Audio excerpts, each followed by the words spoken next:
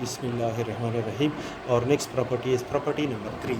That is the integration of the function f of x dx on the interval a b is equal to the integration of the function f of x dx on the interval a to c plus the integration of f of x dx on the interval c to b, where c is a point in the interval a to b.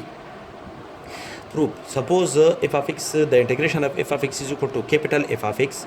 Apply the upper and lower limit of integration on both sides. We have integral of f of x dx on the interval a to b is equal to the result of the integration of f of x is capital F of x, limit from a to b.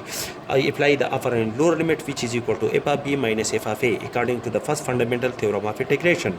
Also, the integration of the function f of x dx on the interval a to c plus the integration of f of x dx and the interval c to b is equal to the integration of, according to our if of supposition, the integration of the function f of x dx is equal to capital F of x, apply the upper and lower limit, plus capital F of x, apply the upper and lower limit, which is c to b. Apply the upper limit and lower limit, we have f of c minus f of a, plus apply the upper and lower limit, which is equal to f of b minus f of c. Cancel f of c with the minus f of c. The result is f of b minus f of a, according to the first fundamental theorem of integration.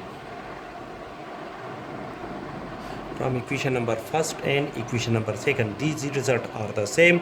Therefore, by transitive property, this result, this is the f of b minus f of a is equal to integral from a to b f of x dx, and f of b minus f of a is equal to the sum of the integration of the function f of x on the different interval a to c and b c to b.